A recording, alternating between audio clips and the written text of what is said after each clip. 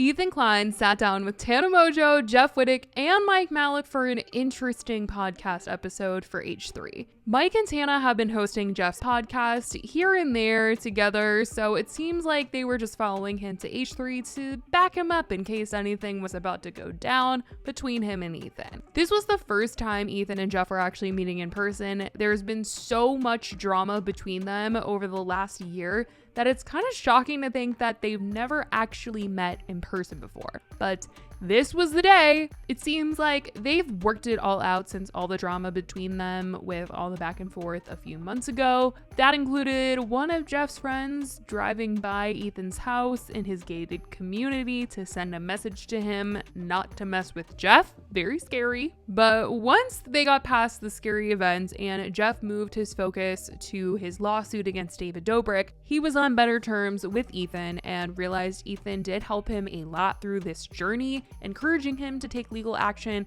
also encouraging him to speak out about what happened to him, despite the fact that David was so beloved at the time of the accident. And on the podcast, Jeff even mentions that he is happy for going on Frenemies, the famously bad episode of Frenemies, where he originally went on to defend David against the Insider article that had come out and was talking about that one night at the old apartment with Dirty Dom. But during the interview, if you guys remember, when he was caught in a lie protecting David, things got very cringy. But it was also in the same interview that Trisha brought to light that David might have had something to do with Jeff's accident. You also told me you distanced yourself from like David and them. You're not really like in the vlog squad anymore.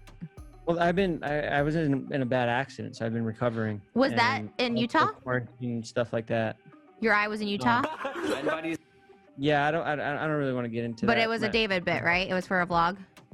I don't want to get into any of that stuff. Because of that, people grew curious as to what David's involvement was in that, because that was not on anybody's radar until that very moment. And when people started to find out about things through Reddit and a leaked video, people were encouraging Jeff to come out and speak and tell his story. And he credits Frenemies in that episode for giving him like the courage basically to share his story, because he thought speaking out against David was going to bring a lot of hate to him. And that wasn't actually the case. You still get the revenue from Frenemies? Yeah, right? Delete my episode.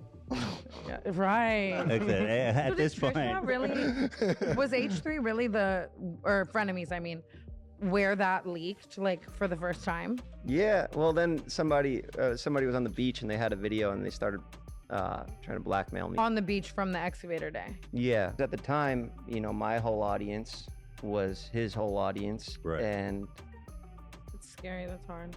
yeah, what am I going to do? Go against everybody? You guys helped out. Like, a lot of people were making me think, like, all right, I can actually do something here. Now, aside from Ethan and Jeff kind of making amends and squashing their beef, literally squashing their beef, I wish I was kidding you guys, but Ethan wanted to apologize to everyone at the table during the interview, so he literally had meat on the table ready to squash whenever he was done apologizing to them. And I could see the comments in the chat. People were a little uncomfortable with the episode because it was pretty awkward. I mean, a good portion of it, especially when he wanted to address everything he's ever said about Tana, everyone was just uncomfortable. And she didn't even really remember a lot of it, a lot of the things that he's ever said about her, but he would play the clips of him talking bad about her. Then he would be like, I'm so sorry. And she was just kind of bothered by the whole thing. I don't think she wanted to be reminded or even like hearing about it for the first time, like right in front of him. But oh man, were people in the comments like, I don't know about this. Ethan said he used to be a hater, especially with Frenemies, and now he is in his era of making amends. So he first wanted to play a clip of him talking about Tana in a video he did where he was calling out people who use Facetune on their photos. And he referred to Tana as a Twinkie. Now, before they even played the clip, you guys, this was certainly a dig at Trisha. This little moment in time where right before they played the video was getting queued up to play in front of all of them. And this was the frame that they had paused on. Like, oh my goodness. The reason you started at that exact frame, or this link was handed to me. Got it. So I have no control over what's on the TV. Guys, what's going on here? Yeah. Get me involved in new stuff. I think it's a photo of me With looking. an olive branch, not looking for World War III.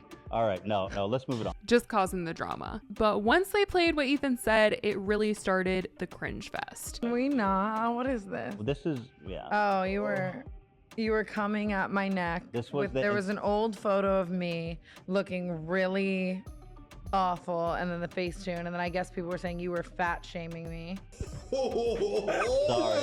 Sorry. I can't did you believe call it's the me? same day. She looks like a Twinkie. That a This is why Twinkie. Tana I'm sorry.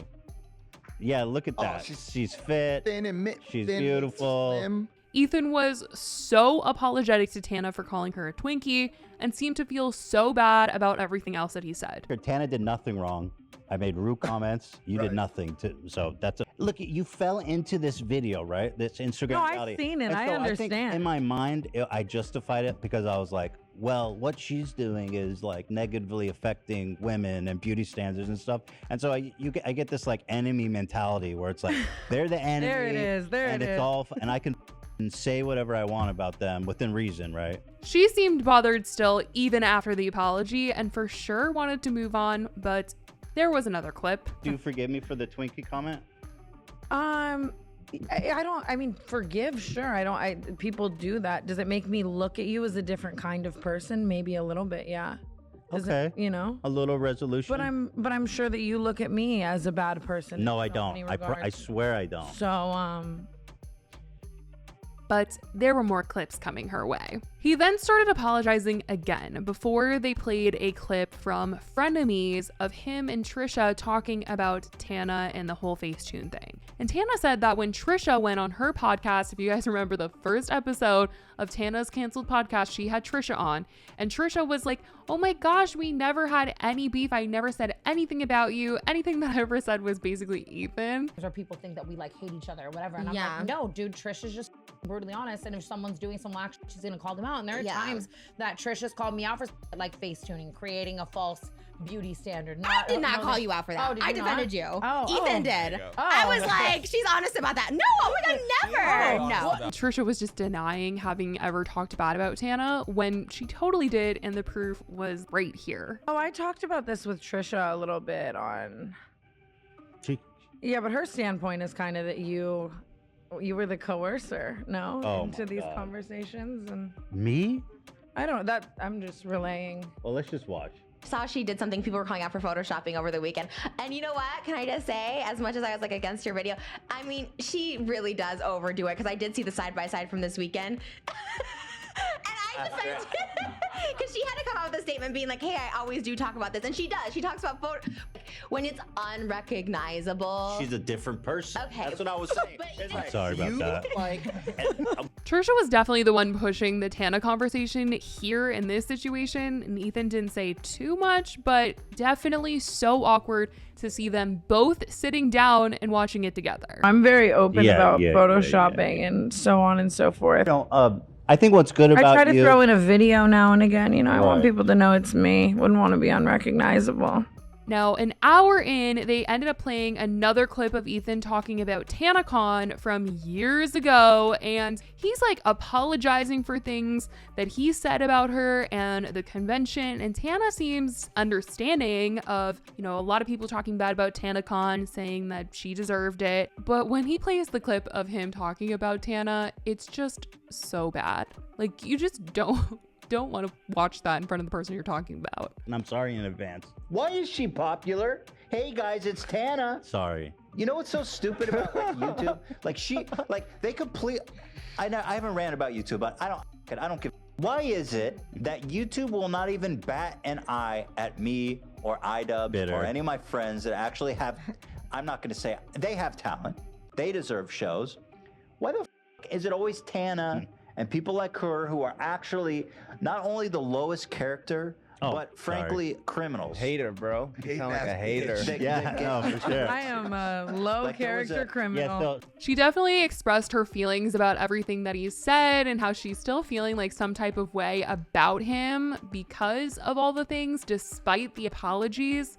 But Ethan says he is a lot more careful with his words now and really watches what he says about others, and he doesn't want anyone to think that he hates them. He says it's a really big thing where people assume he hates them because he is calling them out for something, when that is just not the case. And I can totally agree with this point because a lot of people assume I dislike and hate people I talk about in my videos when that is literally not the case at all. I actually like Tana. I think she's hilarious and funny, and she speaks her mind a lot of the time, at least recently. She's not afraid to admit facts about her and her life. She's honest about face tuning, injections, her life between the sheets, if you know what I mean. I don't love everything she does, but I don't hate her. Just because I make videos and I talk about her and things that I don't like that she's done or things that she said doesn't mean I hate her. Absolutely not. And I think that she's entertaining, and that's that. And she's one of those people that has talked about this cycle of she does something, it gets talked about, she gets clout. I think she knows that she gets her relevancy mostly from scandals or people talking about things that she's said and things that she's done. But Ethan once again brings up the factor of people thinking that he hates everyone he talks about, and he brings up Trisha and says that he doesn't hate her. As much as he talks about her, he does not hate her, and goes into a little bit more detail about it. There's some stuff that I just don't want to say publicly, but I'll just say this. I don't actually hate Trisha. Like, I understand her. She's a complicated person. Yeah. In retrospect, looking back at that show, I realized that there was a lot of stuff that she said that I just trusted and believed everything she said, which maybe wasn't the way to do it. But the only way to do that show was to just go, like, you can't really like push back on her, or you just have to like go along for the ride, kind of. The whole episode was just a little uncomfortable, just watching back things that he said about each individual person and apologizing. But also a thought that I had when Jeff was talking about David and saying how at first he didn't want to say anything, but it was, you know, people like Ethan that were making him feel like he could come out with this story. It's so weird to me though that Tana is like right there, and she loves up on David whenever she is out, and he is there too, and they're buddy and they're friends, and they hang out sometimes like buddy. So it's just very interesting to see everyone in the same room talking about the same things. Like Jeff is talking about one of Tana's friends, and the fact that Tana's still, you know, friends with David, even though the stuff that has gone on between the two of them.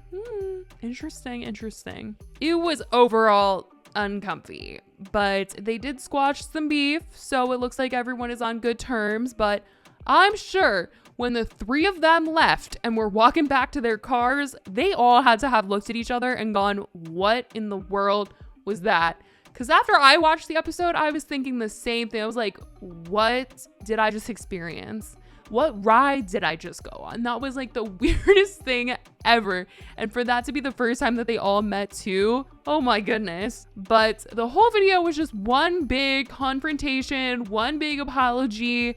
Oh my goodness. I definitely want to know if you guys watched it, what you guys thought about it, what you guys think about Ethan playing these videos. I mean, I guess it's a form of him taking accountability, which is nice, but the way it was just, oh my god, uncomfortable. But let me know your thoughts. I love you guys so much, and I will talk to you in the next video. Bye guys.